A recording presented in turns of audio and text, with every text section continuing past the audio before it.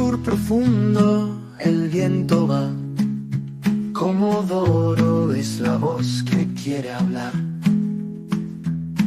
de historias tejidas en la inmensidad, cultura y arte en cada lugar.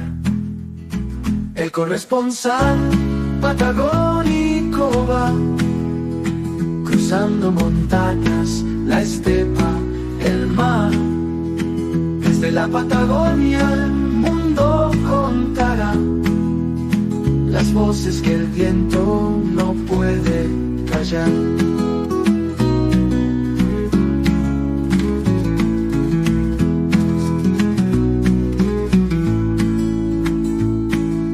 En un mate amargo, verdades están, en rostros curtidos, secretos de sal, relatos de vida, de amor, de luchar, la esencia de un pueblo que no va a olvidar. Micrófono al alma, la tierra vibrar, cada historia un latido en el inmenso lugar. El corresponsal patagónico va, cruzando montañas, la estepa, el mar. Desde la Patagonia el mundo contará las voces que el viento no puede callar.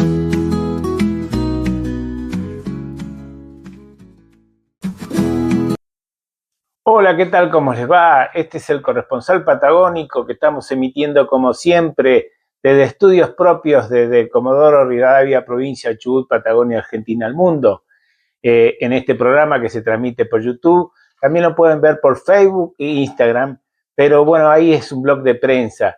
Así que bueno, comenzando con este programa, mi nombre es Jorge Omar Grau, soy periodista investigador y bueno, en este caso vamos a tratar el tema de la música y para empezar le hicimos un reportaje a un coleccionista de acá de Comodoro Rivadavia, César Versáis, que es periodista deportivo, pero a su vez más allá de lo que él hace, él es coleccionista y nos invitó a su casa, estuvimos en la casa de él y ahí vimos de todo. La verdad que él colecciona sobre el grupo los Rolling Stones y bueno, lo sigue desde muy joven y ha estado por muchos lugares en Londres donde ellos han tocado, los ha seguido, tiene libros firmados por ellos, tiene póster, tiene de todo. Ustedes van a poder apreciar un poco de las cosas que él tiene, porque uno puede estar filmando horas y horas. Pero bueno, hicimos un reportaje de 1 hora con él.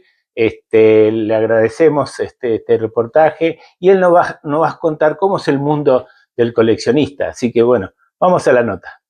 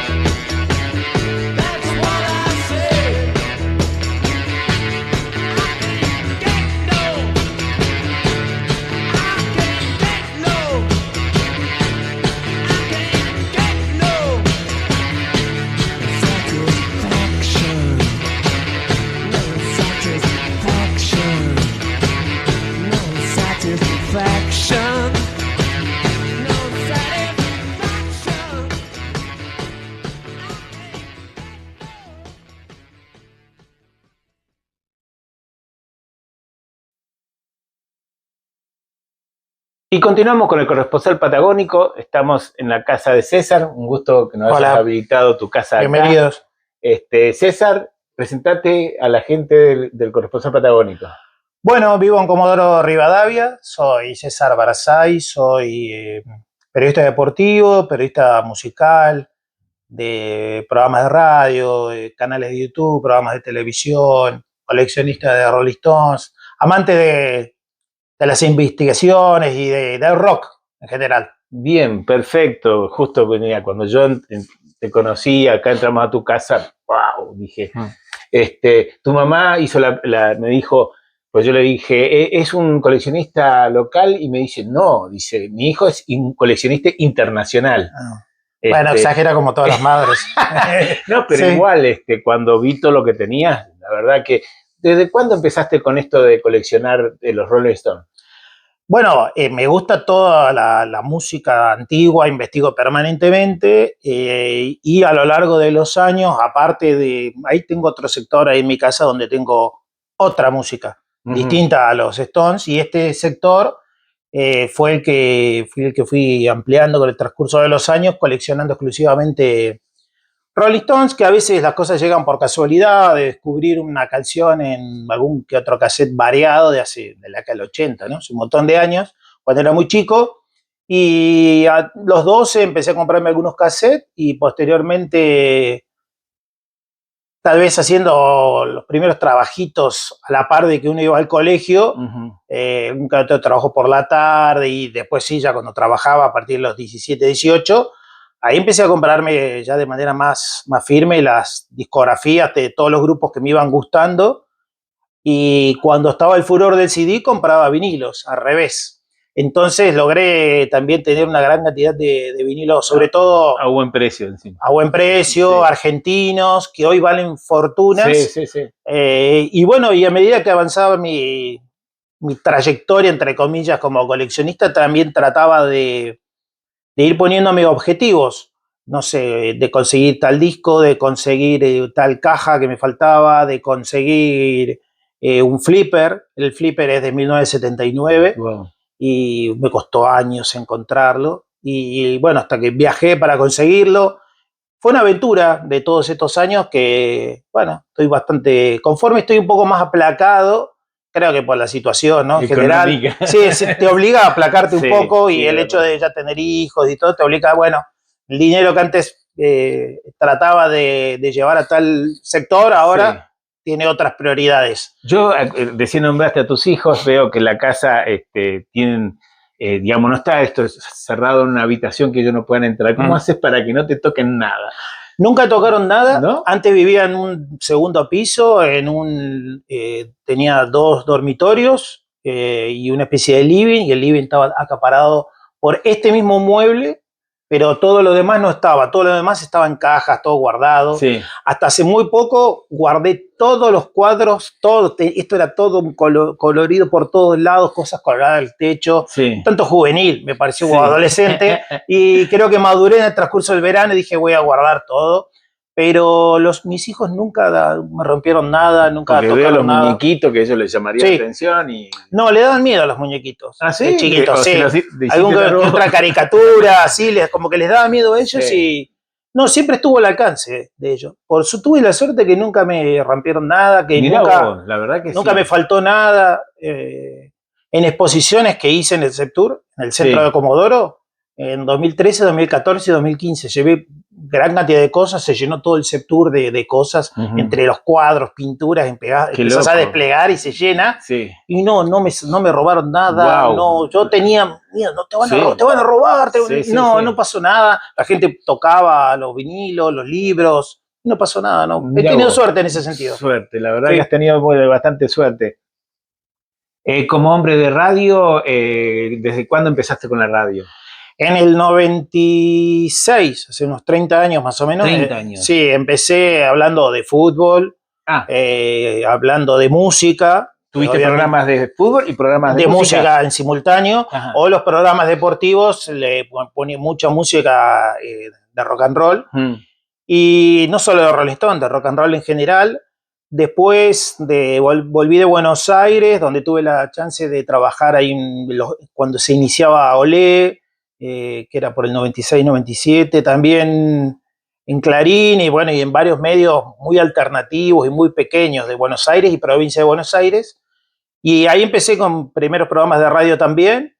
Cuando vine a Comodoro empecé directamente con los programas deportivos y recién en 2006 pude empezar el programa musical que todavía tengo hasta el día de hoy, los ¿Cómo sábados. se llama? Clásicos en vinilo. Ah, Clásicos en vinilo, sí, sí, ahí te junaba. Sí, de ahí era. Y después hice algunos otros programas musicales. El tren de las 16 se llamaba Uno, iba a las 4 de la tarde, de rock alternativo, un poco de todo. Y después hice programas de todo lo que te imagines: motocross, deportivos, automovilismo, de todo, de todo. Todo lo que sea periodismo deportivo y que me alejé un poquito, pero el musical sí lo mantengo hasta el día de hoy. Yo conocí un coleccionista como vos de los Rolling Stones que vive en Hurlingham, en Buenos Aires, le dicen el coleccionista, sí. Y la casa de él está también, las paredes todas llenas de discos y qué sé yo. Él tuvo la posibilidad de que uno de los Rolling Stones, cuando estuvieron en Buenos Aires, fuera a la casa. ¿Vos te encontraste alguna vez fuiste a ver la banda? ¿Cómo sí. El primer show, el que más me impactó y el que me decidió casi a inclinarme que los Rolling Stones iba a ser como la banda de mi vida, fue haber vi a Keith Richards, que vino en un festival de una de las gaseosas más importantes, que organizaba Daniel Greenback, para variar, en el que vino Nirvana, en varios fines de semana diferentes, en Cancha de Vélez. Estuvo Nirvana, estuvo Brian May de Queen, Joe Cocker, y en una de esas estuvo Keith Richards, como solista, por primera vez en Argentina. Gracias a ese show es que él posteriormente convence a Mick Jagger de incluir a Argentina y a Brasil, que nunca habían ido tampoco, y a México en una gira sudamericana, latinoamericana. Y eso fue en el 95. Ahí vi los 5 shows del 95 en River, la cancha de River, en febrero del 95. Después vi los del 98, que fueron 5 también en la cancha de River. Después vi los de 2006, que fueron solo 2 en Argentina. Y a partir de ahí fueron 10 años que los Rolling Stones no vinieron a Argentina. Y pasados los años, mi mundo y toda mi vida era coleccionar, y con lo que yo ya había visto estaba conforme. Pero ahí empecé a viajar. Dije, bueno, ya está, vendo el auto que hay que vender. Vendo mi auto, camino. Vendí un Clio, tenía igual, ¿no? Lo vendí, me fui a Londres y ahí empecé a girar y seguirlos un poco más de cerca a ellos. Pero nunca tuve ninguna intención de conocerlos personalmente. Sí. Algo que sí empecé a tener sobre el 2016. En 2016 vinieron a Argentina. Sabía que en Argentina no tenía chance, si yo ya no tenía un contacto muy, muy directo. Los Rolling Stones no hacen esto que hacen muchos artistas, de que vos pagues un meet and greet y los encuentres, no lo hacen. Entonces no había chance en ese sentido tampoco. No salen a caminar por Buenos Aires, no te lo vas a encontrar en el lobby del hotel, no, cero chance. Sí. Para hacerlo corto, en 2017 también fui a Barcelona, Austria, a varios lugares, no tuve chance. Intenté acercarme siempre a Keith Richards, mi ídolo, ¿no? Sí. Y en 2018 se me dio el milagro. Ajá, bien. Previamente tuve la chance de saludar a Mick Jagger, pero solo saludo, no te lo agarraste el no otorga fotos individuales. No, porque hay 2 muchachos de 2 metros 20 que te agarran y te retiran del estadio directamente. O sea, te perdés el concierto, todo. Sí. Esto fue en un backstage. Después, con Charlie Watts, el baterista ya fallecido, sí tuve la chance de tener foto, de encontrármelo. Ronnie Wood tuve una chance también de verlo en 2012 en Londres, hizo un show solista, de saludar, charlar un poco. Es el más sociable por lejos y el más, entre comillas, accesible. El más difícil es Jagger y el segundo más difícil es Keith Richards. A través de su manager logré entrar en el backstage de Southampton en Inglaterra. Wow. Fue un milagro porque yo iba a 2 shows de Londres, 22 y 25 de mayo de ese año, 2018, y el tercero era casi un bonus, no sabía si iba a ir, había que ir a un tren 100 y pico de kilómetros, menos mal que fui.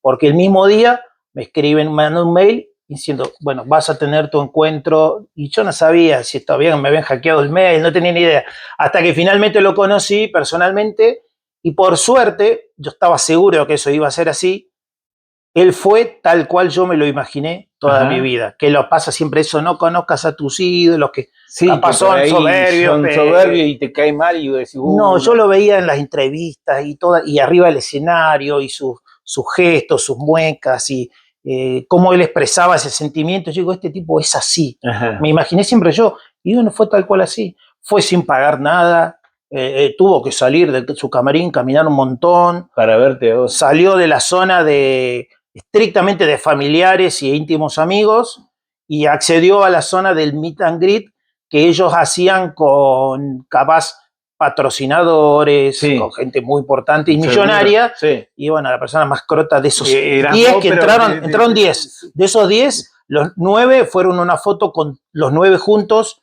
con toda la banda, con los 4 que estaban vivos en ese momento, todavía Charlie Watts, el baterista, y se fueron. Los de la banda se fueron los 9 que entraron antes que yo y entré después yo solito con él, bueno, con Keith Richards. Con toda la onda de él que foto anda por ahí. Que te dio, Sí. te permitió que te acercaras y te esperó, digamos. También. Sí, no, y me saludó y me dijo, gracias por venir a conocerme, por venir hasta acá, me dijo.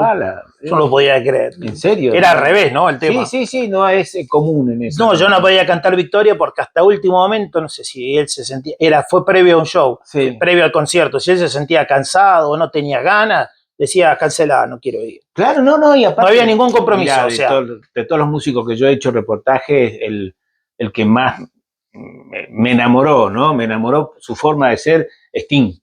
Cuando estuvo en Rosario, qué sé yo. Es muy sociable. Habían todos los canales, estaban todos los canales y venía yo último, ¿viste? Con un medio chiquito, ¿viste? Y el manager le dijo, bueno, nos vamos, qué sé yo, y él dijo, no falta. Muy bien.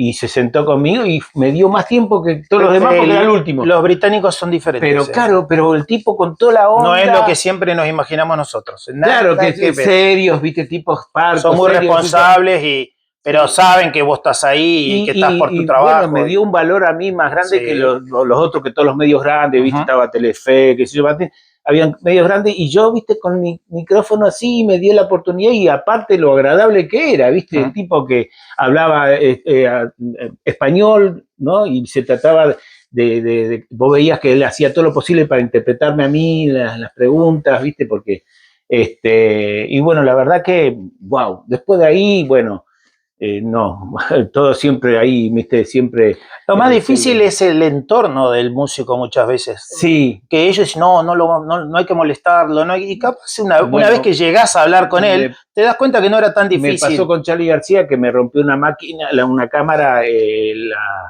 la manager de ese momento de él, que justo él salía del ascensor y fue la época que se bajaba los pantalones, viste.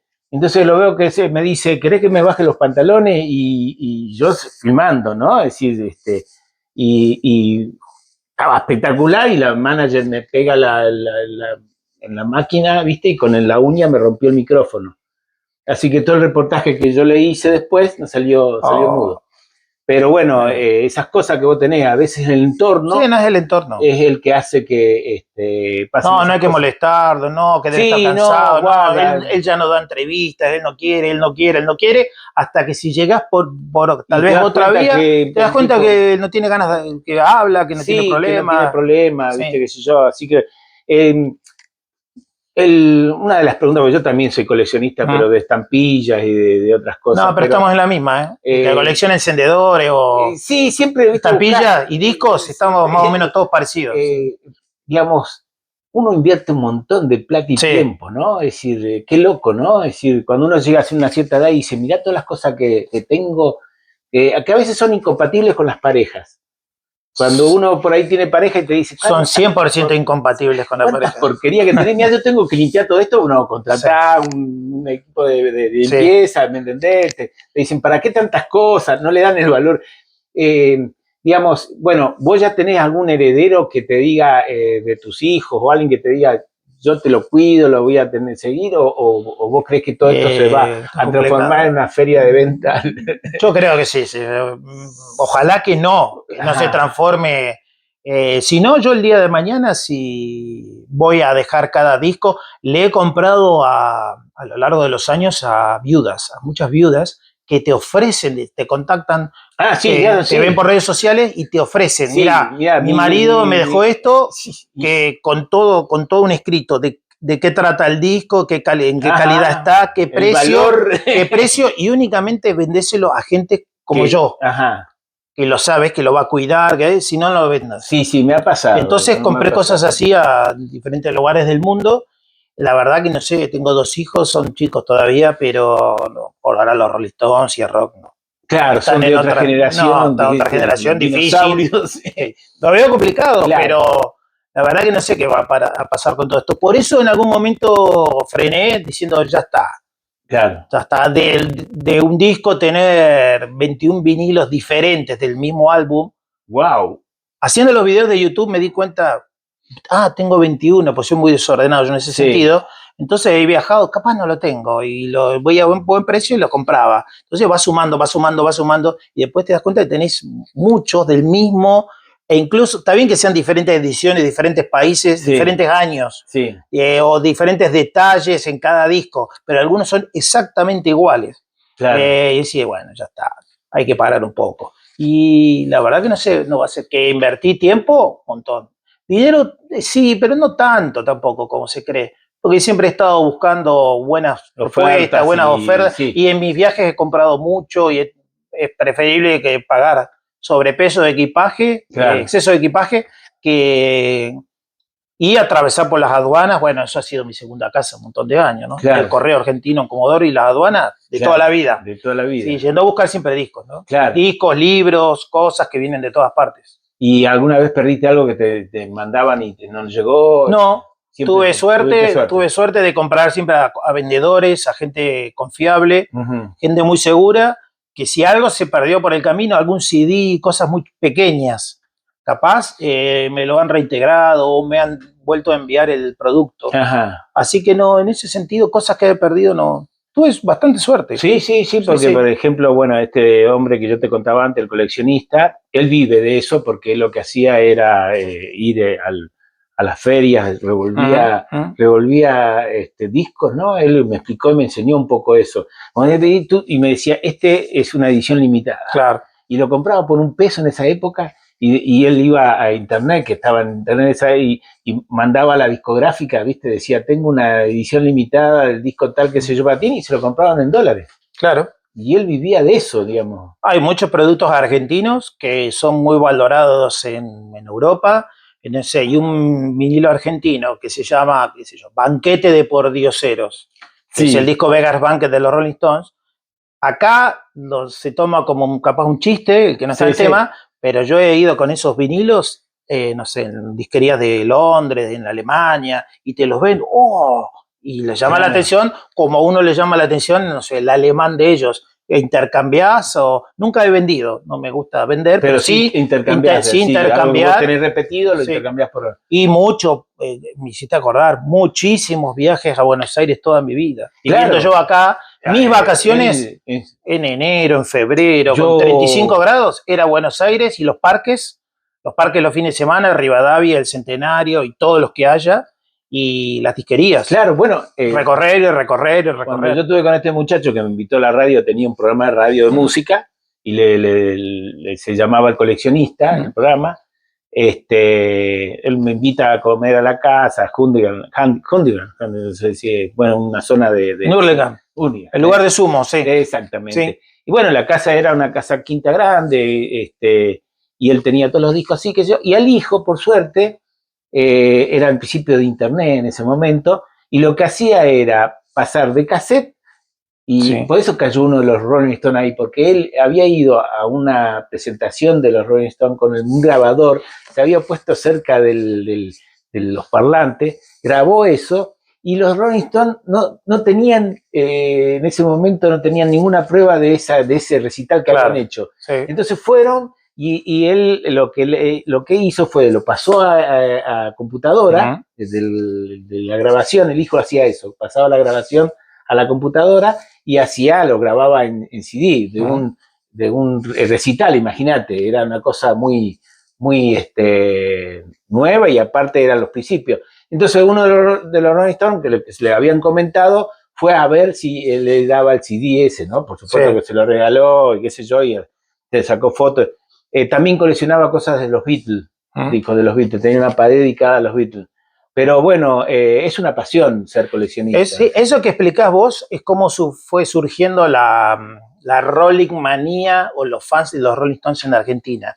Porque por lejos los que más vendía era Queen, Beatles, Pink Floyd, Beatles, ni hablar, Creedence, Led Zeppelin. Siempre se caracterizaron en todo el mundo, pero hablando particularmente de Argentina, los que más vendían eran estos grupos y algunos más. Los Rolling Stones tal vez es la banda más conocida que menos discos vendió de la historia. Entonces, por ser un rock and roll más crudo, más directo, entonces hubo cierta etapa que en Argentina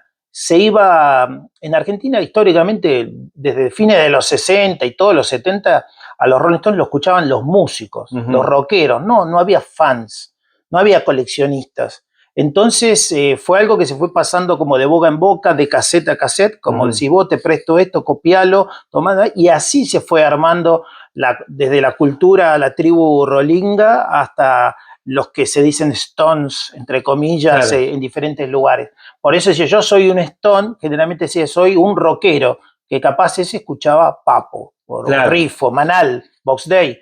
No tanto Rolling Stones, pero sí los Rolling Stones estaban ahí metidos. Por eso en todas las casas había un disco de los Beatles, pero no en todas las casas había disco de los Rolling Stones, era más difícil. Por eso acá en Argentina es un mundo aparte. No, lógico. Los fans de este grupo.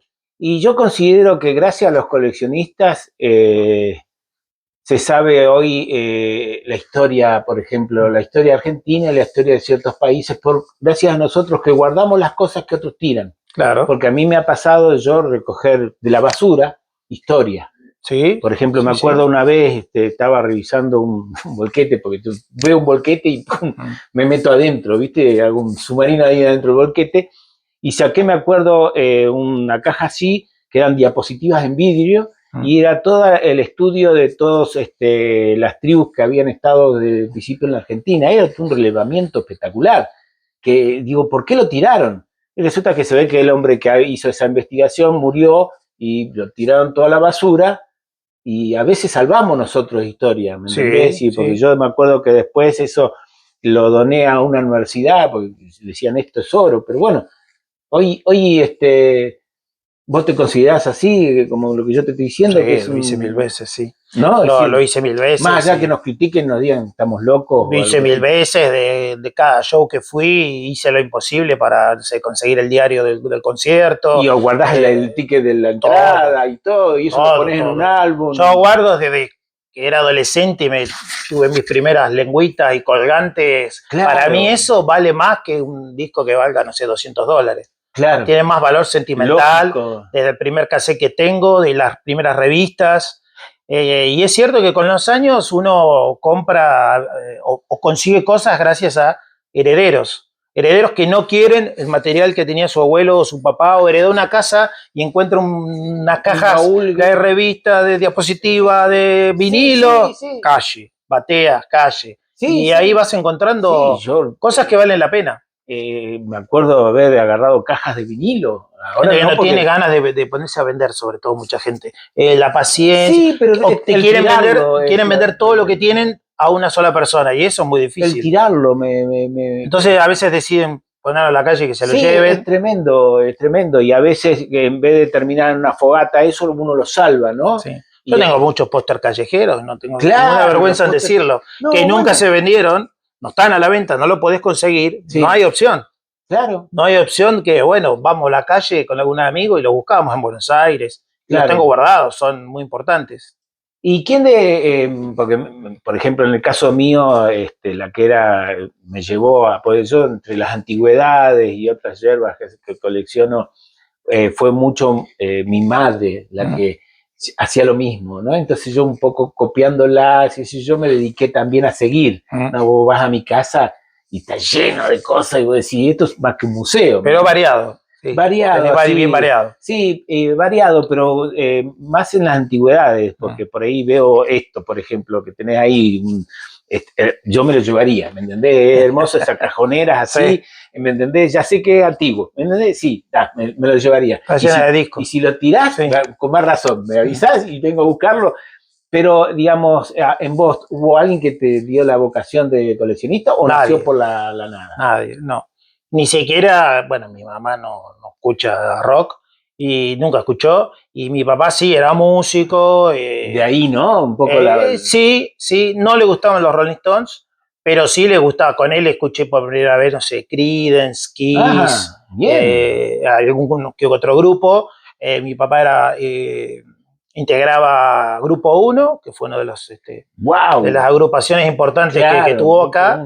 Y con él, bueno, la primera música que escuché es Grupo 1 obligatoriamente. El primer grupo que de Comodoro surgió a nivel nacional, Grupo 1.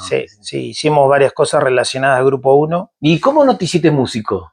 No tengo la paciencia necesaria para aprender a tocar el instrumento. Mi papá me quiso enseñar varias veces con el órgano que él mismo grabó las canciones y no hubo caso. El que sí prendió ahí fue mi hermano, que empezó con ese instrumento y hoy es multiinstrumentista. Ajá, y toca de citares, de la India. La capacidad de tu hijo. Sí, él logró tener la paciencia de sentarse y aprender, cosa que yo no tuve desde un principio. Y a mí me gustaba más escuchar, el investigar, el buscar, la parte periodística. Pero igual, digamos, teóricamente... No toco ni un instrumento. Tengo instrumentos, guitarras ahí, réplicas de las de Keith Richards, todo, pero no sé tocar. Claro. Nunca las descolgué. Pero igual te puedes considerar un músico porque por ahí sabes más de historia de la música. De la historia sí, de la teoría. De la teoría sí puede ser. ¿No es cierto? Sí. Por ahí te encontrás con alguno de los Rolling Stones y empezás a hablar de los recitales y te quedas mirando como diciendo, wow, ni yo sé eso. ¿Me entendés? No, en la escuela empecé a buscar de lo que me daba mi presupuesto, que eran las primeras revistas, las acaparates económicas, todo lo que iba saliendo en los diarios locales, todo lo que... Bueno, en el 95, por ejemplo, me fui a todas las confiterías, los lugares que tenían en los diarios de Buenos Aires, de los conciertos, de los días que yo estaba, y ahí medio como que empezó más algún que otro cassette, más mis primeros CDs, después los libros chiquititos, más baratos de a poco, y a medida que fui avanzando me di cuenta de que yo no sabía coleccionar, lo tuve que ir aprendiendo, cómo se coleccionaba. No tal cosa, porque dentro del coleccionismo de música está el que yo no quiero, no me gustan los pósters, otro dice no me gustan los libros, otro dice yo solo quiero CDs, no quiero vinilo, otro dice yo quiero vinilo, CD puede ser, no quieren cassette, bueno, yo quiero todo, eso que acá no da, todos los formatos posibles, desde, tengo, no sé, un disco capaz desde magazine, desde cintas abiertas, todo. Cinta abierta los he escuchado en casa de gente que tiene. Pasa magazine sí tengo, me armé uno para escucharlos. Y después, obvio, casetera sí, videocasetera sí. Todo eso lo conservo para de vez en cuando. Cosas que nunca se digitalizaron, ¿están? Pues yo las tengo. Yo también tengo la casetera, tengo y lo bueno es que, por ejemplo, cuando teóricamente dijeron murió el videocassette, yo me guardé 2 caseteras, ¿me entendés? Las dejé. Y el Laserdisc también me olvidé nombrar. Bueno. Tengo y de vez en cuando me divierto mucho viéndolos. Entonces es increíble, de los discos Laserdisc. Los gigantes, wow, mira, tenés oro ahí. Pero bueno, es muy difícil encontrar el reproductor. Exacto, por eso te digo, tenés oro ahí. Y lo bueno que, por ejemplo, a veces veo, surgió otra vez el videocassette. Entonces empiezan a hacer cassette de películas. El cassette chiquitito también. Las bandas se están publicando en vinilo, en CD. Increíble. En CD casi ya no. Más vinilo y cassette. Y el DVD murió. Y yo dije, pensar que... Solo Blu-ray. Yo tengo muchos videocassettes de recitales, ¿me entendés? Decir, y yo decía, pucha, lo voy a guardar, lo guardé, lo tengo. Y la otra vez me entero que empezaron a grabar en videocassette. Y películas en videocassette. Y dije, qué loco, ¿no? Y volverán los formatos, más adelante volverán. Y ¿sabés quién? El Discman, no, el Discman. Sí, el Discman sí. volvió y el pasacassette también volvió. También veo que están haciendo nuevos pasacassette. Sí, sí. Por suerte, ¿no? Porque por ahí a veces lo que yo tengo, digo, ya... El Walkman. El Walkman, el famoso Walkman, ¿no? Es decir, sí. Qué loco, ¿no? ¿Por qué te parece que sucedió eso? Hay mucha gente que le gusta lo que es lo analógico, el formato físico, la sensación de escuchar música, de tomarlo con sus manos al producto y después disfrutarlo, pero muchas de esas personas también tienen Spotify. Claro. Y escuchan por el teléfono, cosa que a mí no me gusta, pero a mí no me gusta hay tampoco, gente que lo ama. Por ejemplo, yo prefiero 1000 veces... Pero sirve para descubrir nueva música. El eso sonido sí está bueno. del disco cuando vos pones la púa, claro. Y hasta que haga ruido, pero eso no tiene... bueno, eso se trasladó a nuevas generaciones, se ha trasladado. Sí. Pero esa nueva generación también tiene su listado de Spotify preferido. Claro, sí. Bueno, hacen las dos cosas. No me gusta. Hacen como las dos cosas. Sí, prefiero más el disco para tener... Te da más tiempo para tenés que tener el lugar especial, el disco. Pero bueno de esto virtual o digital es conocer otra música, que antes nosotros teníamos que... me hablaron o leí en tal revista de tal grupo. Vos tenés de ese grupo, me prestás el vinilo, el CD, el cassette, lo que sea, y ahí lo escuchabas. Ahora haces clic y lo escuchás. Claro, sí. Si me gusta o no me gusta. Ya está, pero por lo menos sirve para descubrir música que quedó tal vez archivada en el olvido. Claro, para eso sí está bueno. Bueno, yo lo que busco generalmente son show, ¿entendés? Es decir, por YouTube, qué sé yo, buscas un show y lo tenés. Ahora hay mucha gente que lo subió, ¿entendés? Entonces ves en blanco y negro show, pero digamos, prefiero uno analógico. Sí, claro. Sí, 1000 veces, ¿no? Es decir, es otra historia. Por eso todavía yo lamento haber vendido 2 bandejas que tenía espectaculares, la vendí por una crisis también económica en un momento dado, que vinieron, hoy me lamento. Se puede recuperar. Pero sí. No capaz la misma, pero... Pero ya a esta altura del partido digo, bueno, en un momento dado los voy a recuperar, ¿no? Es decir, pero lo bueno yo creo, de coleccionista a coleccionista, es que nosotros no matamos al niño interior, ¿puede ser? Totalmente. Es decir, hay un niño siempre.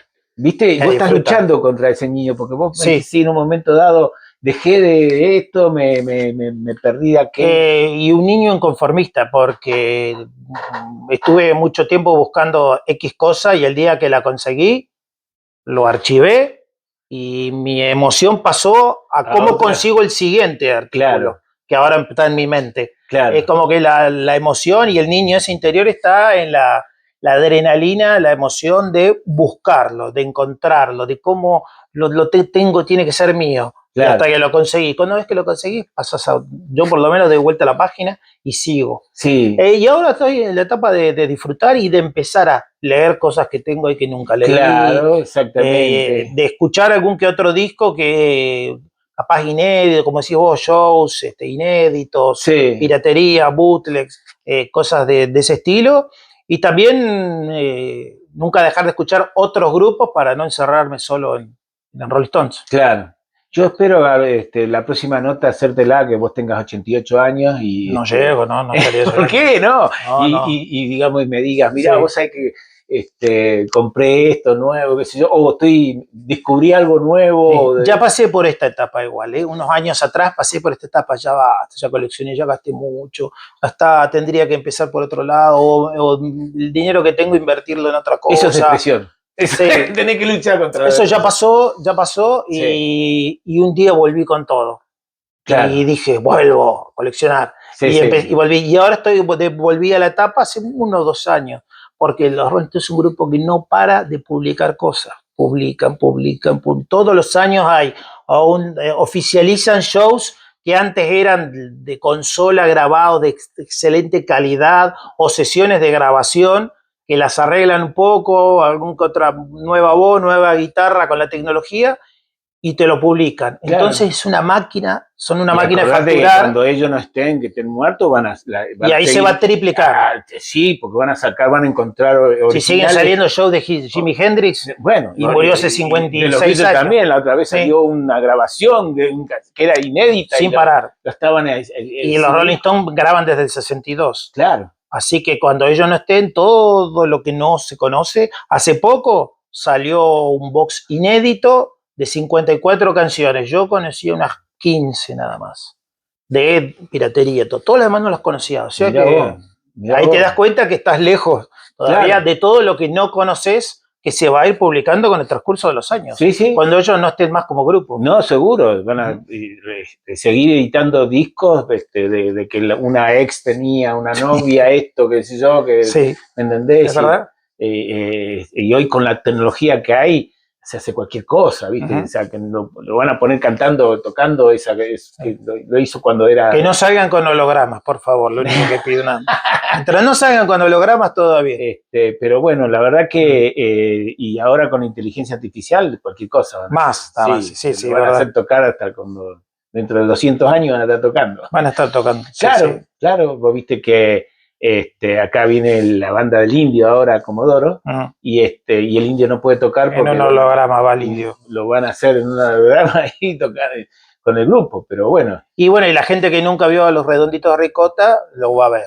Y aquel que no tuvo la suerte de algún viaje a los shows gigantescos del Indio, bueno, lo irá a ver también. Claro. Sí, claro. Sí, es la única opción, aparte de que son buenos músicos. Sí, y es la única opción por ahora, porque veo que él no va, tiene Parkinson, claro. No puede. Sí, no hay que aprovechar, llega un momento que se termina. Sí, lo vi con Phil Collins, que también a mí me gusta mucho Phil Collins, y bueno, tampoco puede tocar, y bueno, y creo que van a sacar un disco ahora, bueno, una barbaridad, pero bueno, la cuestión es que gracias a la tecnología, ¿no? Es decir, sí. Que ha cambiado mucho, ¿no? Es verdad. ¿Cómo vos identificás cuando un objeto que vos vas a comprar de los Rolling Stones es original o porque ahora hay muchas... sí, me doy cuenta. Muchas, digamos... Sí, hay mucha copia. Ahora lo hacen bastante bien. Sí, porque uno desde que aprendió a coleccionar y que vas conviviendo entre el material oficial y los primeros sellos de piratería, ¿va? Sí. Que no, de material no oficial, pero que lo hacían con una calidad bastante respetable y no como la original, pero bastante similar, y se la rebuscaban y te ofrecían, no sé, un vinilo que tenga un formato de la lengua, por decir una cosa, claro. Te ofrecían diferentes cosas que al coleccionista le gustaban. Claro. Y eso ya apareció sobre todo en CD y vinilo en la década del 80, en los 90 en Argentina el 1-1 estaban por todos lados, entonces ahí ya tendrías que aprender a ver qué era oficial, qué no era oficial, y muchas cosas que me costaron mucho en su momento, que es un box gigante de 5 vinilos de 2 conciertos, eso capaz con los años, 30 años después sí, los Rolling Stones lo oficializaron. Claro. Así que ahora convive como el no oficial y el oficial andan juntos por ahí, pero yo creo que lo que más se busca históricamente son las sesiones de grabación, o sea, claro. lo que no los demos, lo instrumental, las tomas fallidas, es lo más atractivo. Es, digamos, la crisis ayuda al coleccionista, porque en época de crisis la gente capaz se desprende de las sí. cosas es más barato, más para ofertar, ¿no? Es verdad.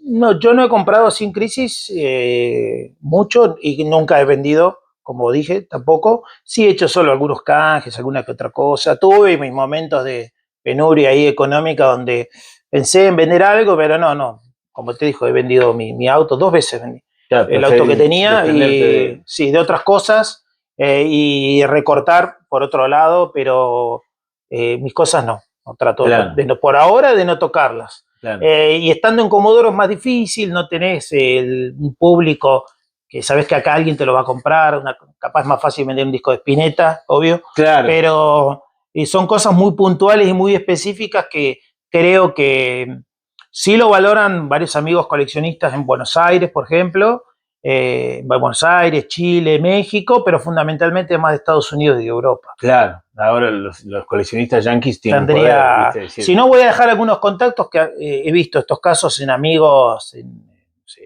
Inglaterra sobre todo, donde gente con dinero, ¿no?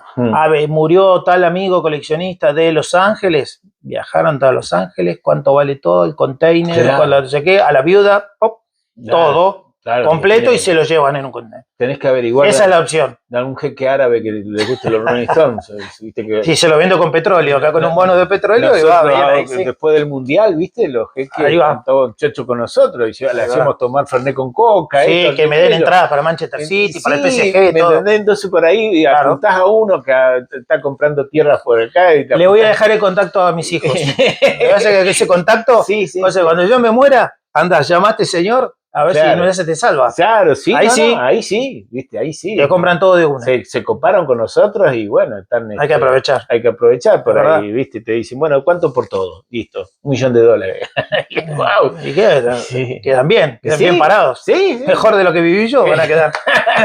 Bueno, pero si vos empezás a poner. El precio de esto es incalculable. Sí. Porque no solamente es el tiempo de una botella con una cosa. Y el tiempo que te llevó buscarla, encontrarla, esto, aquello, si vos le decís hoy lo tengo que vender. Lo que me costó traerlo de diferentes lugares. Que a veces no se arreglaba con dinero. Si no era. No se hacen envíos a Argentina. Claro. ¿Quién te lo trae? Sí. Y favores.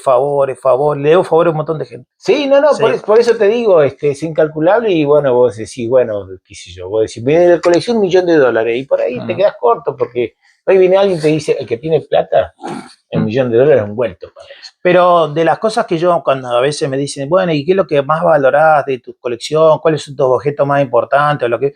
De las cosas que más valoro, no son cosas que compré, sino los viajes, por ejemplo, tours autogestionados. Vos vas a Liverpool y tenés, no sé, 20 casas de tours para los lugares de John Lennon, de McCartney y de lo demás. En Rolling Stone no existe eso. Entonces te lo tenés que armar vos solo, tu grupo. Mirá vos. La casa de la infancia de ellos, la casa de la adolescencia, dónde grabaron tal cosa, no existe, dónde se tomó tal foto, no sé qué, etcétera, etcétera. Esas cosas, la primera vez que lo hice fue mi mejor viaje hasta ahora. Claro. Más que un concierto. Claro. Porque fue descubrir los lugares que veía en fotitos capaz en los libros y que me costó años de ir anotando dirección tras dirección de tal barrio, de tal lugar, de las afueras. El bar que ellos entraban a tomar o después de un show iban a tomar o en la casa de paterna. Sus raíces, básicamente. Claro, sí, las raíces. Que no tengan como los no hay tour así. No hay. Era algo que loco. Entonces, ellos son de una localidad de Dartford se llama, está como a 1 hora de tren de Londres. Entonces, Jagger y Richard ahí empezaba a gestarse. Sí. Y después se juntan con Brian Jones, que generalmente se lo dice como el líder, pero entre los tres armaron todo. Sí. Entonces hay que irse a las afueras. Claro. Y bueno, eso ha sido lo que más me gusta. Y es lo que más me gusta cuando viajo a cualquier ciudad, trato de buscar toda su historia musical, por ejemplo. Así que más que la historia turística general. Tuviste que aprender inglés. Sí. Para ir. Leyendo títulos de los discos nomás. Y decime, vos que estás, ¿quiénes están ahora primero en el ranking de seguir tocando? Porque bueno, los Rolling Stones, los Beatles se separaron, los Rolling Stones siguieron. ¿Vos crees que superaron los Rolling Stones a los Beatles en la cuestión de edición de discos, de seguir tocando, de show, de todo eso? ¿Es más los Rolling Stones que los Beatles? Y ellos siguen usando entre ellos mismos, entre Paul McCartney con Mick Jagger y Paul McCartney con Keith Richards son muy amigos, pero la ironía británica se la entienden entre ellos generalmente. Y a veces se tiran algunos palitos y toman eso para armar el Boca River, si sos Beatles no sos del otro. Claro, pero en Argentina se toma mucho eso. Lo bueno que tiene los Stones es que hay generaciones nuevas que lo siguen viendo los shows. Los Beatles tenés a Paul McCartney y listo. Y aparte los Stones se formaron admirando a los Beatles y queriendo ser como ellos. Claro. Así que eso no hay Boca River ahí. Eso lo dijeron ellos. Sí. Así que los Rolling Stones no hay Boca River. En el 62 los Rolling Stones, ellos debutaron un 12 de julio y los Beatles ya estaban en Inglaterra casi con su primer disco. Claro. Y cuando los Rolling Stones grabaron su primer simple, los Beatles ya tenían número 1 en Inglaterra. Claro. Así que hay una ventaja. Hay una ventaja por ser un par de años. Un par de años. Sí. Pero ya esas generaciones ya están muriendo los que vieron los Beatles. Y creo que son públicos de de gusto musical totalmente diferentes. Claro, claro, Nada porque que ver, después Paul McCartney... es como, ¿te gusta Spinetta o Papo? Para Claro, mí no tienen nada que ver. claro. Aunque hayan hecho algo similar en algún momento de sus carreras, no, el que le gusta Spinetta es de un estilo, habrás hablado con gente sí. que le gusta, lee otro tipo de cosas, y el que le gusta Papo, que hace poco fui al cine a ver una película sobre él, está el viejo rockero, veterano, con la remera, campera de el chaleco, que rifa atrás. Son públicos diferentes, el de Beatles y Stones, me parece que no hay competencia en ese sentido. Que los Rolling Stones hayan seguido mucho más años, está bueno, porque el hecho de que la generación como la mía y la de muchos otros los haya podido ver en vivo. No, y tu hijo pueden ver los Rolling Stones tocando. Y amigos ir a un show. Amigos ultra fan de los Beatles darían un brazo o los dos por poder ver a los Beatles en vivo. Claro. Bueno, y van y ven a McCartney, que no es lo mismo, pero bueno, yo por eso creo que los Rolling Stones superaron a los Beatles en la cuestión de fama y en la cuestión de copar otras nuevas generaciones, que los Beatles no. ¿Me entendés? Hay chicos que hoy le decís los Beatles y te dicen quiénes son. No saben, no. Pero los Rolling Stones sí. Y porque siguen teniendo de vez en cuando presencia, porque siguen grabando. Ahora hace poquitos días lanzaron una nueva canción, este año sale un nuevo disco, entonces siguen. Mick Jagger vive en alcohol. ¿Cuántos años tiene ese tipo? 82. Ahora. Todavía le sigue levantando la pata acá y haciendo lo mismo, y vos lo ves, y son 2 horas que el tipo hace un show corriendo para acá, para allá, que a mí me dolería ya la... Sí, bueno, esa es una de las cosas que también admira mucho la gente, es su estado físico. Hijo de un muy estricto profesor de educación física, y siempre lo tuvo a rajatabla de cómo tenía que ser su estado físico. Ajá. Entonces, él sigue sus rutinas de entrenamiento durante todo el tiempo, entrenamiento, no solo de la voz, sino de su físico. Por eso sigue... Que siempre fue lo incompatible con los músicos rockeros, ¿viste? Que vos decís, bueno, hablas de un músico rockero, decís Papo, por ejemplo, y te dice, bueno, Papo le gustaba el chupi, esto, que aquello, a otros le gusta la merca, qué sé yo, tiene la joda, y en cambio él, tiene su misma esposa. Sí. Porque no creo que sea... No, cambió varias. Sí, cambió varias. No, lo que tiene Mick Jagger es que su momento de descontrol, rebeldía, adicciones o excesos fueron en los 60. Y después abandonó todo. Fue inteligente. Y cuando vio que su socio, su compañero, o sea, Keith Richards, sí estaba casi con sobredosis, casi con muchos problemas, con alcoholismo, con dependencia total a las drogas, dijo, bueno, me tengo que hacer cargo del grupo, si no, nos morimos. Claro. Se muere el grupo, la marca. Y eso tienen ellos dos por eso siguen coexistiendo a pesar de sus diferencias y de sus diferentes ideales, y de uno estar con el jet set y el otro estar con, no sé, con músicos de reggae, de blues, antiguo, nada que ver uno con el otro, pero siempre primero el grupo. Claro. Primero el grupo y todo lo demás. Y las peleas internas comenzaron cuando Keith Richards se recuperó, entre comillas. Dijeron, bueno, quiero la parte del liderazgo de mi grupo. Y Mick Jagger dijo, no, ahora ya lo estoy liderando yo. Claro. Y ahí empezaron los choques, pero supieron solucionarlo con los años. Estuvieron virtualmente separados 2 o 3 años los Stones, que cada uno estuvo por su lado. Sobre todo Mick Jagger, que quiso, yo lo he titulado más de un video, quiso ser Michael Jackson. O sea, triunfar por afuera. Los Rolling Stones no pudo. Sacó algún disco que otro exitoso, pero no tuvo suerte en Estados Unidos, no pudo girar en Estados Unidos. Mirá vos. Tuvo que ir a Australia, Japón, y el guitarrista y los demás, al ver que el líder o el frontman no quería ni cantar ni girar, armaron sus propios proyectos solistas. Claro. Y ahí, después sí volvieron los Rolling Stones y nunca más se separaron. Mirá vos. Desde el 88, 89 en adelante no se separaron nunca más. Hasta el día de hoy.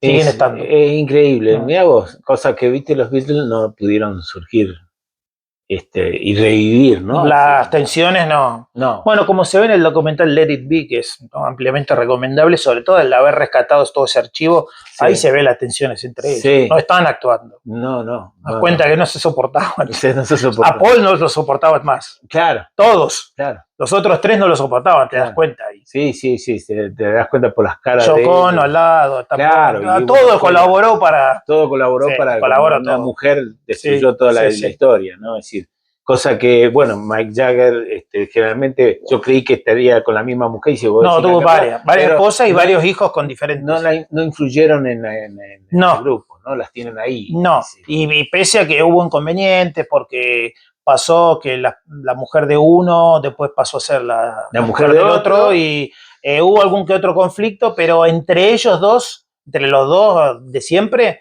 se respetaron el sentido y Richard sí solo tuvo 2 esposas.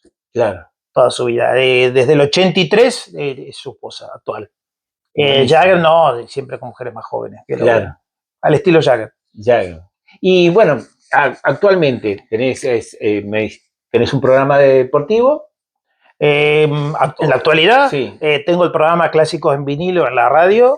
Sí. No, en deportivo estrictamente sí, constante no, pero sí en YouTube sí bastante. Y en Clásicos de Vinilo, en tu programa, ¿cada tanto haces un programa especial de los Rolling Stones o no? De vez en cuando. Hice un programa de Rolling Stones en radio de 2013 a 2017. Hice un programa sobre Keith Richards exclusivamente en radio también, en una aplicación. También en YouTube tengo un canal como que se llama Archivos Patagónicos, que es más periodístico, donde ya rescato justamente archivos que tengo de entrevistas periodísticas a músicos, a dirigentes, a deportistas. Eso queda en el aire y uno lo puede... Esa es la idea. Esa es la idea de lo que tiene... Y poder entrevistar gente que tiene que ver con la historia de Comodoro y de la Patagonia también. Bárbaro. Uno es de Rolling Stones, el de YouTube, monotemático, todo esto, y el otro, todo lo que no es Rolling Stones. Está bien, buenísimo, lo vamos a seguir, a compartir. ¿Cómo se llaman entonces? Para que Archivos Patagónicos, Patagónicos se llama uno, y el canal de YouTube se llama Rolling Stones Records. Ajá, bien, bárbaro. Anda bien ese canal, lo ve mucha gente. Y esto... Ahora con los subtítulos ahí lo ven a veces de diferentes países. Buenísimo. Bueno, la idea mía es copar el mercado chino, así que ya tengo 3.000 chinitos, así que sí. Vamos. Avise, vamos. Sí, bueno. Hacemos una presentación por ahí allá. Encontramos un capo chino de los Rolling Stones. Y bueno, sí, debe haber. Este reportaje va a salir en el Corresponsal Patagónico del viernes que viene, porque... Voy a estar atento. Estamos haciendo, se lo vamos a compartir a todos los que... Yo te voy a mandar el enlace. Vamos a compartir a todos. Te voy a mandar el enlace para... Se suscriben al canal, siguen. Claro, sí, así que eso es lo bueno, viste, que queda en el aire y bueno, si no, la gente que no puede ver el programa el viernes, lo puede ver, bajarlo y listo. Nunca sabes quién te va a ver, así nadie, eso es lo bueno que tiene. Claro. Mira, nosotros hacíamos un programa antes que se llamaba Volando con el Principito y un día nos escribió el nieto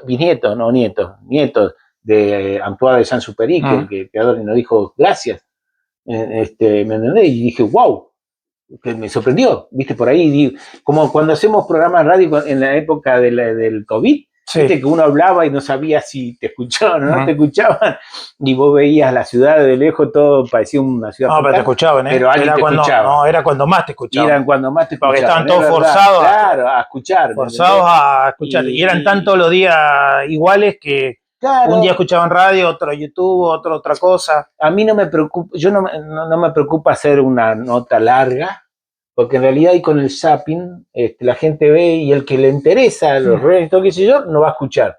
Y el que no hace zapping, ¿me entendés? Y lo bueno que queda en el grabado. Estoy seguro que esta charla que estamos teniendo la va a ver mucha gente que no le interese lo más mínimo los Rolling Stones. Porque a la gente le gusta ver dos personas sentadas charlando. No hay duda de eso. Después el tema, capaz no te interesa el tema del que están hablando. Sí, no, pero si algo te interesa, o colecciona gorras, Sí, no, ¿no? el ser coleccionista. Sí, por ahí de todos los cualquier coleccionistas cosa. no. Algunos son coleccionistas y no se dan cuenta. Claro, Están coleccionando. exactamente. Y entonces capaz se identifican porque hay una parte Sí. que es muy similar. O por ahí nos ve un chico y dice, me encantaría coleccionar. Y estamos dando energía para que alguien se meta en esto que es coleccionar, ¿no? Sí. Es decir, que es muy lindo.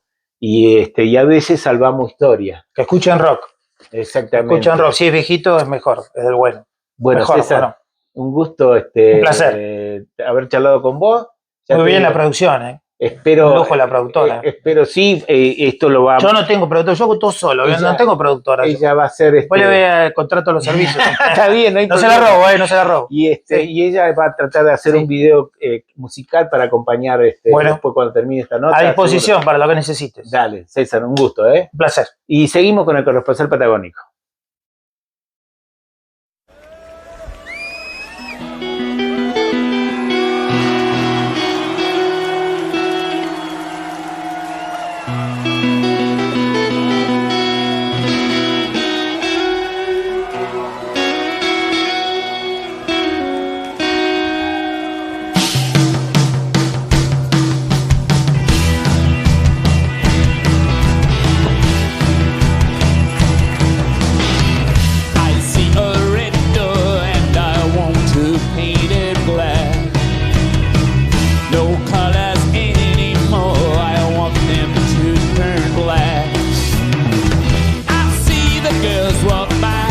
Just in their summer clothes, I have to turn my head until my darkness goes. I see a line of cars and they're all painted black, with flowers and my love both never to come back. I see people turn their heads and quickly look away. Just happens every day. I look inside myself and see my heart is black. No colors anymore, I want them to turn black. Maybe then I'll fade away and not have to face the facts. It's not easy facing up when your whole world is black. No more will my green sea go turn a deeper blue.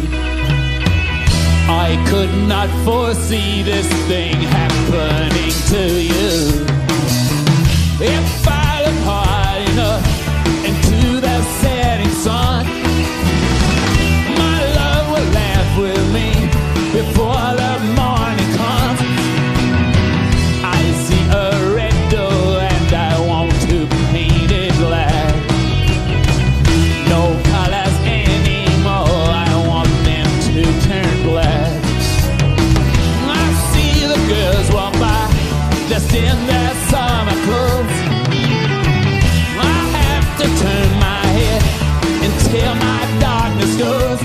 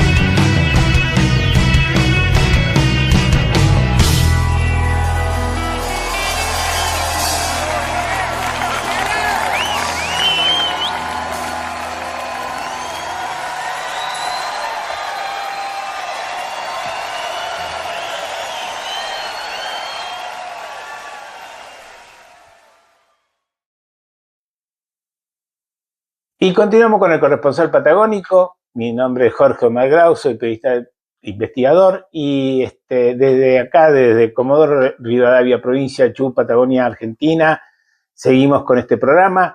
Le agradecemos a Celsa Versailles que nos haya permitido entrar en su mundo de los Rolling Stones. La verdad que hay cosas que no sabía que ellos hacían, nos contó cómo eran cada uno. Bueno, la verdad que hay que agradecerle que exista este tipo de gente que se dedica a coleccionar, porque también pensando en las cosas antiguas, los que coleccionan cartas, estampillas, qué sé yo, a veces se descubren historias que si no estarían en el olvido y no sabríamos, por ejemplo, yo me acuerdo de que creo que fue Rosas que guardó las cartas de la hija, o la hija le mandó cartas que ella le escribía al padre, a San Martín, y bueno, la verdad que se sabe en parte, se han descubierto cómo era San Martín en caso de esas cartas. Así que bueno, a veces los historiadores se basan en los coleccionistas para descubrir cosas, ¿no? Es decir, historias. Así que hay que agradecerle que exista este tipo de gente como César. La verdad que también estamos muy agradecidos que nos haya permitido una hora de su tiempo para esta entrevista. Y siguiendo con este programa, vamos al mago. El mago también es un corresponsal nuestro, un títere, que nos va a contar sobre la magia de la música y qué se puede conseguir en base a ella, ¿no? Es decir, a veces se utiliza para ciertos temas, ¿no? Como la política. Así que bueno, vamos al mago que él nos va a contar con respecto a qué ha descubierto en base a la música.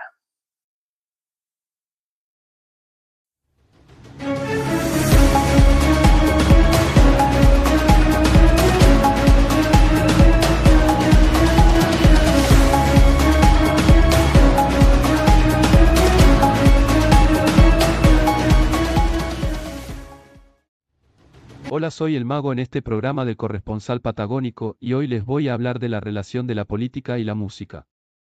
La banda sonora del poder para atraer votos. A lo largo de la historia, la música ha sido mucho más que una expresión artística.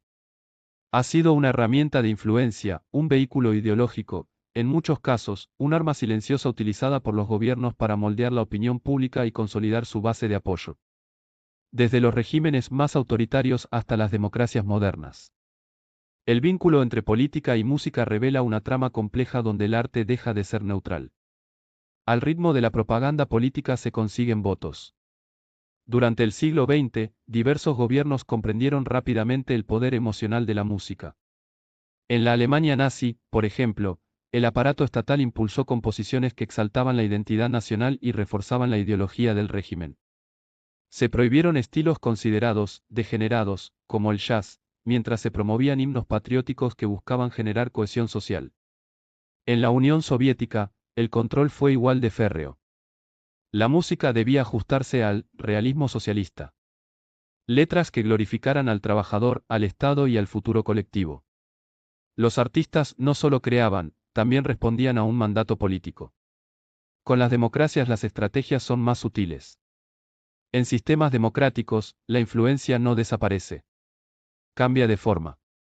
En países como Estados Unidos, las campañas políticas han utilizado canciones populares para construir identidad y cercanía con el electorado. Temas pegadizos, artistas reconocidos y conciertos masivos forman parte del arsenal electoral. Figuras como los presidentes siempre buscan lograr vincular su imagen a géneros como el pop y el hip hop o el rock, conectando con sectores jóvenes. Sin embargo, no siempre hay consenso. Varios músicos han rechazado el uso de sus canciones en actos políticos, evidenciando tensiones entre arte y poder. El caso argentino, por ejemplo, resalta entre la identidad y la grieta. En Argentina, la relación entre música y política ha sido intensa y cambiante. Durante distintos gobiernos, ciertos géneros o artistas han sido promovidos o marginados según el clima político. El rock nacional, por ejemplo, fue símbolo de resistencia durante la última dictadura militar. Mientras que en democracia se convirtió en un espacio de crítica social. Más recientemente, géneros como el trap y la cumbia han sido utilizados en campañas para acercarse a sectores populares y juveniles. Artistas y canciones se convierten así en símbolos. Algunos alineados con discursos oficiales, otros como voces disidentes. La música se transformó como construcción de identidad. Los gobiernos entienden que la música no solo entretiene, también construye identidad. Una canción puede generar pertenencia, emoción y memoria colectiva. Por eso, no es casual que actos políticos, campañas y celebraciones oficiales estén acompañados por una cuidadosa selección musical. El mensaje no siempre es explícito. A veces, basta con una melodía conocida para activar emociones y reforzar un sentido de comunidad. Genera influencia y la libertad en las nuevas generaciones. El uso de la música por parte del poder plantea preguntas incómodas. Como donde termina la estrategia política y comienza la manipulación. ¿Puede el arte mantenerse independiente en contextos de fuerte polarización? La respuesta no es simple. La música seguirá siendo un territorio en disputa, donde gobiernos, artistas y ciudadanos negocian constantemente el significado de cada canción. Porque, al final, detrás de cada himno, cada jingle de campaña o cada recital multitudinario, hay algo más que notas, hay una intención política. Y muchas veces, también, una estrategia de poder. Me despido, hasta el próximo programa del Corresponsal Patagónico.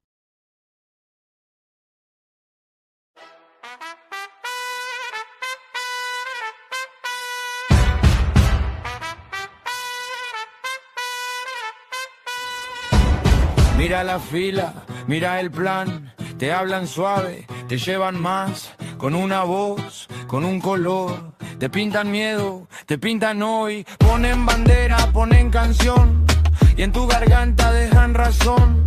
No es solo arte, no mi amor, es mapa fino del botador. Te dan un coro para creer, te dan culpables para morder, y vos lo oís, y vos lo repetís. Si suena así, ya quieren decidir.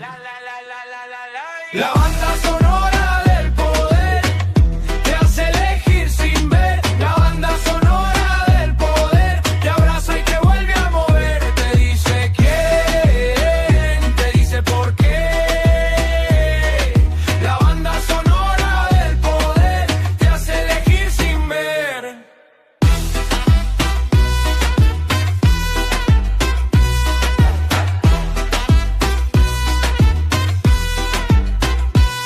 Desde el palacio hasta el barrio, cambian el pulso, cambian el diario, un estribillo, un altar y un candidato para salvar. En cada marcha, en cada voz, meten su pulso, meten su sol. Si la canción te hace temblar, la urna aprende a obedecer. Y entre tambores de aprobación, te venden patria, te venden dos. Y vos lo oís, y vos lo repetís. Si suena así, ya quieren decidir. La banda sonora del poder te hace elegir sin ver. La banda sonora del poder te abraza y te vuelve a mover. Te dice quién, te dice por qué. La banda sonora del poder te hace elegir sin ver. Pero escucha, no todo es fe, también hay grieta en la pared. Si una voz quiere ser tu ley, pregunta quién cobra después. Que no te compren la emoción, que no te filmen el corazón. Tu voz es tuya, no del rey. Tu voto no se canta, se ve. La banda sonora del poder te hace elegir sin ver. La banda sonora del poder te abraza y te vuelve a mover. Te dice quién, te dice por qué. La banda sonora del poder te hace elegir sin ver.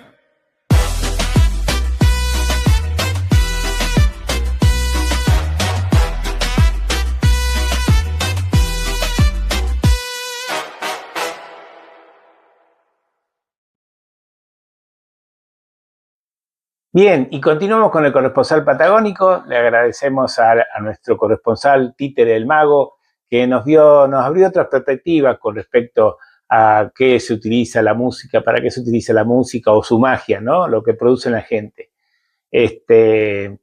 Venimos, para quien recién empieza a ver este programa, que es por streaming, por nuestros estudios propios de Comodoro Rivadavia, provincia de Chubut, Patagonia, Argentina.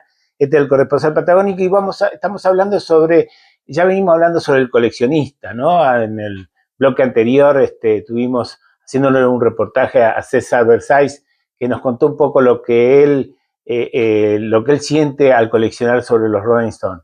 Yo también fui coleccionista de chico. ¿Quién no ha sido coleccionista, no? Yo de chico fui coleccionista de estampillas, después de latas de cervezas, pasé por todo, y bueno, ahora de grande colecciono antigüedades, ¿no? Es decir, digamos, un poco arrastrado por mi madre, que ella empezó a coleccionar antigüedades, y así con eso voy descubriendo historias, ¿no?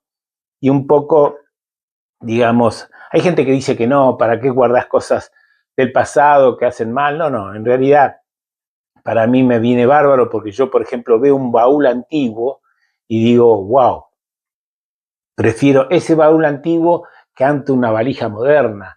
El trabajo que tiene, los herrajes, todo, ¿no? Quien lo hacía eran brutos artesanos, ¿no? Es decir, era impresionante lo que hacían, igual que los carruajes y un montón de cosas, las armas, que me llaman mucho la atención y, digamos, uno le da ganas de coleccionar, ¿no? Y es todo un sentimiento ser coleccionista.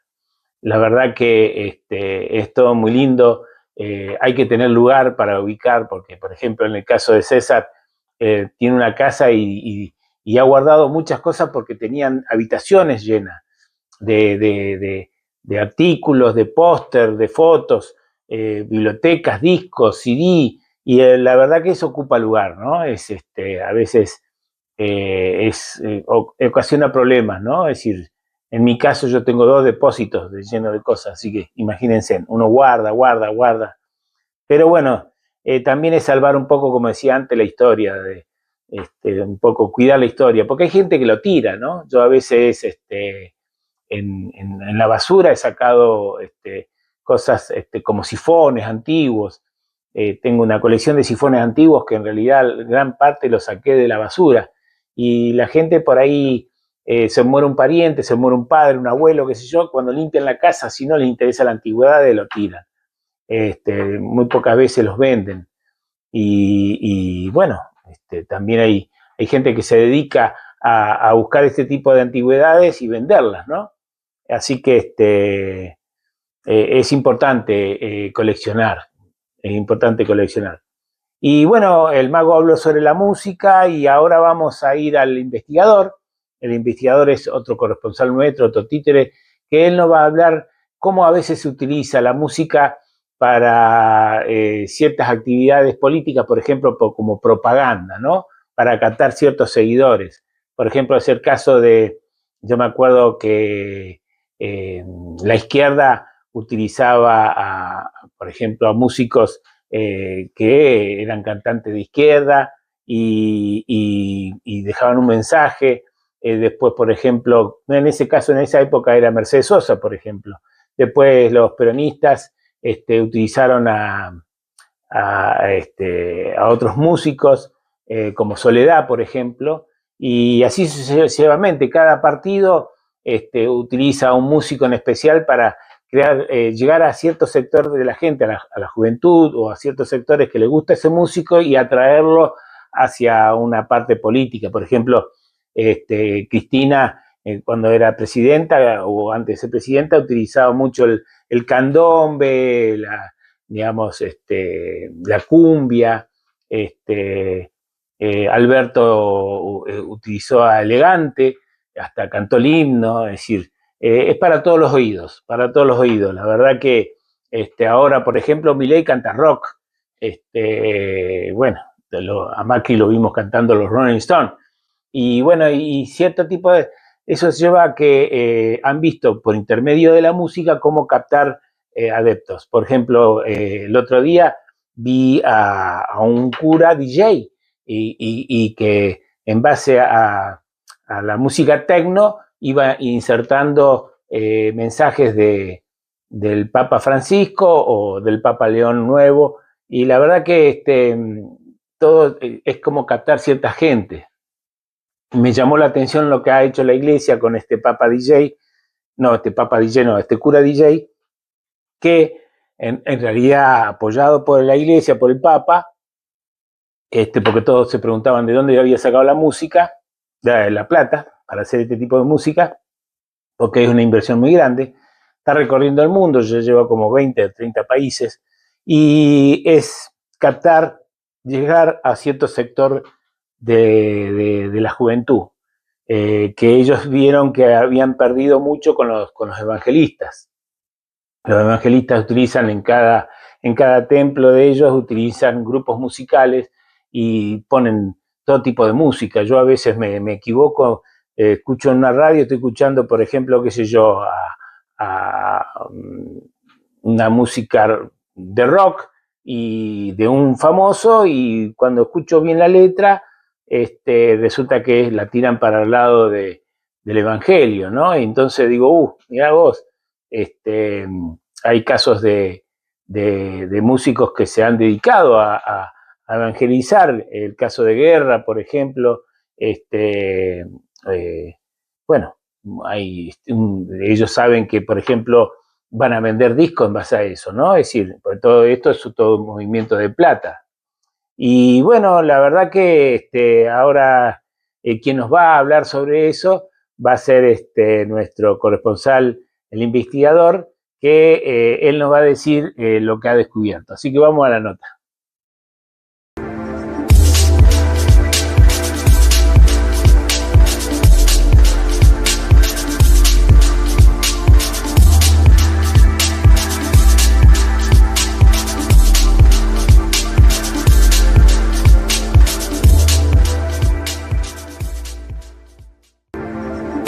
Hola, soy el investigador y en mi bloque en el corresponsal patagónico les voy a hablar de cómo la fe necesita de la música para generar conciencia de paz y amor.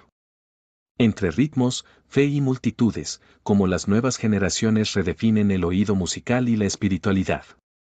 Por décadas, la música fue un territorio relativamente estable. Cada generación heredaba estilos, los transformaba y los dejaba como legado. Sin embargo, en el siglo XXI, ese proceso se aceleró a una velocidad inédita. Hoy, el oído musical de los jóvenes ya no responde a estructuras clásicas ni a géneros rígidos. Se construye en la mezcla, en la repetición hipnótica, en la experiencia colectiva.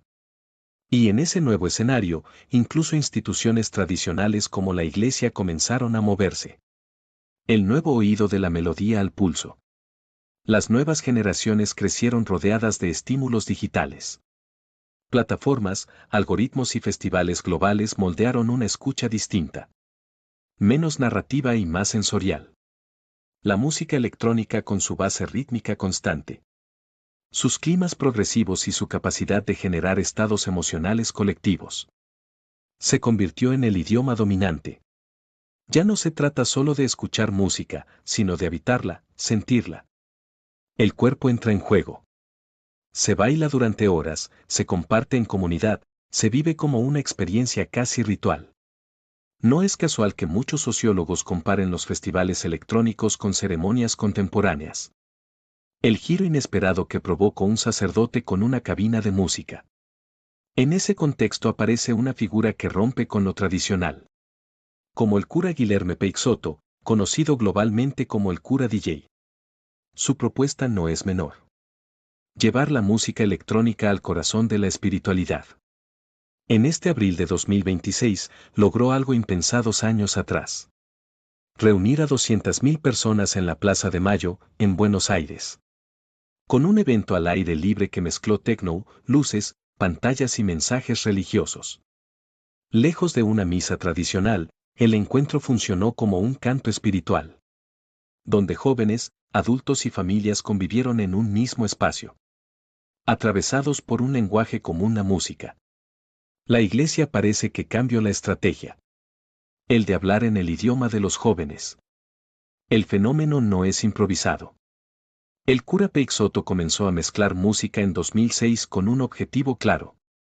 Acercar la iglesia a quienes ya no se sentían interpelados por sus formas tradicionales. Su lógica es simple pero potente por los siguientes motivos. Los jóvenes ya no van a la iglesia, pero sí van a festivales y eventos musicales. Entonces, la iglesia debe ir hacia ellos. Con la música electrónica puedo estar donde están los jóvenes, ha explicado el sacerdote en distintas entrevistas.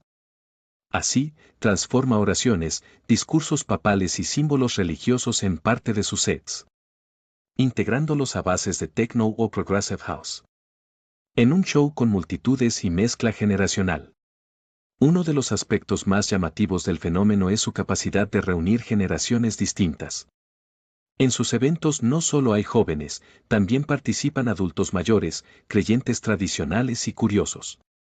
En la presentación de Buenos Aires, por ejemplo, se registró una convocatoria masiva, donde convivieron distintas edades en una misma experiencia colectiva. Esto rompe un patrón histórico, la segmentación del público por edad. La música electrónica, lejos de ser exclusiva de una generación, se convierte en un puente intergeneracional, transformando una fiesta a la fe en una feria cristiana. Pero el evento no termina en la música. Detrás de estos encuentros hay una lógica más profunda. La construcción de comunidad. Tras los shows, suelen desarrollarse espacios vinculados a la fe, con encuentros, ferias, actividades solidarias, donde el público es invitado a continuar la experiencia desde otro lugar. La música funciona como puerta de entrada. Incluso, en algunos casos, lo recaudado se destina a obras sociales o a sostener comunidades religiosas, integrando lo festivo con lo solidario. La Iglesia está en una transformación y adaptación de la realidad social. El fenómeno abre una pregunta de fondo. ¿La Iglesia está cambiando o simplemente adaptándose para sobrevivir? En un contexto donde la práctica religiosa disminuye, especialmente entre jóvenes, estas iniciativas aparecen como una estrategia de reconexión, que no está exenta de críticas. Sectores más tradicionales cuestionan la fusión entre lo sagrado y lo festivo. Pero al mismo tiempo, millones de personas muchas alejadas de la religión vuelven a acercarse desde un lugar inesperado. El futuro de la espiritualidad está en clave electrónica. Lo que está en juego va más allá de un sacerdote DJ. Es el síntoma de un cambio cultural más amplio. La música deja de ser solo arte y se vuelve experiencia colectiva. La espiritualidad abandona estructuras rígidas y busca nuevos lenguajes. Las instituciones tradicionales se ven obligadas a reinventarse. En ese cruce, la electrónica aparece como algo más que un género musical. Es un nuevo lenguaje social. Y mientras miles bailan frente a una consola que mezcla un ritmo electrónico con oraciones, la escena deja una imagen potente, que es la fe en el siglo XXI, que también puede sonar a techno.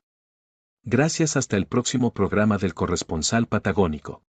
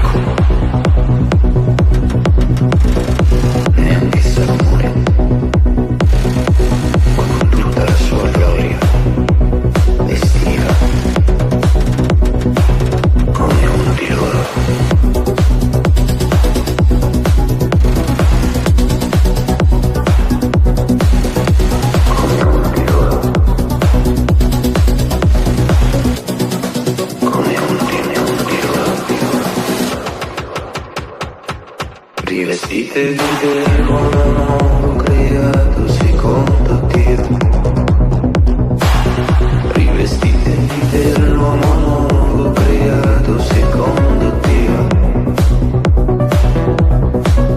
Rivestite dell'uomo nuovo creato secondo Dio.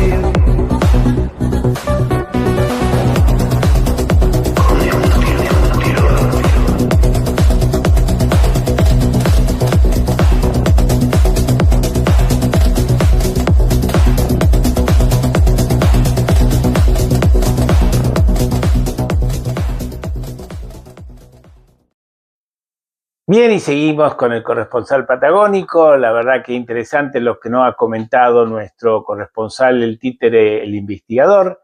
Y la verdad que es un tema largo, que es mucho para investigar en gran medida. Ustedes van a ver un video musical, un videoclip hecho por nuestra producción con respecto a un tema que habla directamente sobre cómo se utiliza como herramienta la música para captar seguidores y cómo se utiliza en la política en base a la letra, ¿no? Es decir, muchos músicos, una vez que terminan ciertos mandatos políticos, ciertos presidentes, desaparecen. Pasó con Mercedes Sosa, pasó con Fito Páez, pasó con Víctor Heredia, pasó con un montón de Palavecino, por ejemplo. Pasó con un montón de músicos que desaparecen con respecto a ciertos tiempos electorales, ¿no? Y aparecen otros nuevos, como ahora el rock, ¿no?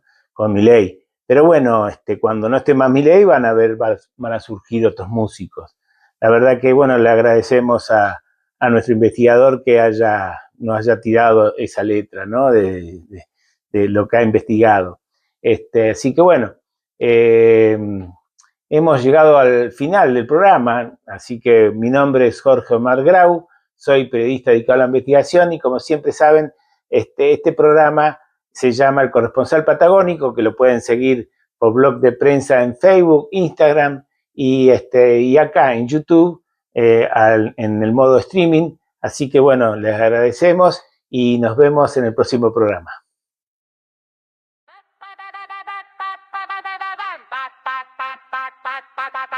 Puso una banda de luz sobre un barrio cansado. Prometió pan y futuro con el traje planchado. Cada plaza fue tribuna, cada tarima campaña y la canción bien servida para vender la fachada. Con palma para el rico, con promesa para el pobre, según quien pague la fiesta. Así cambia el nombre, te hablan de patria y de rumbo mientras cuentan los favores y reparten los abrazos según quien sube y quien corre. Mira cómo te sonríen con la foto y el guión, te convierten la esperanza en un acto de presión. Si cantas eres del clan, si callas eres traidor, pero el hambre no se compra con aplausos ni color. Cantan por ganar.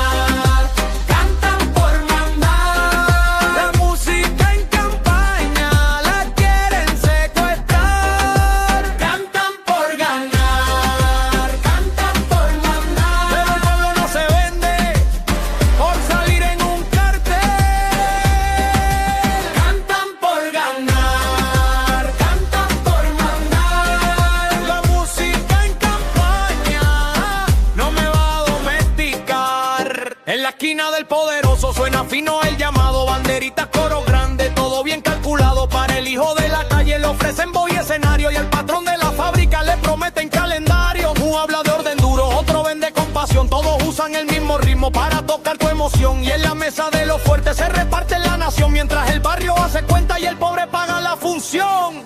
Te pintan de enemigos y preguntan más allá, quieren fe sin memoria y obediencia en el altar. Pero cuando cae la noche y se apaga el festival, queda claro quién se queda con la plata y con el poder real. Cantan por ganar.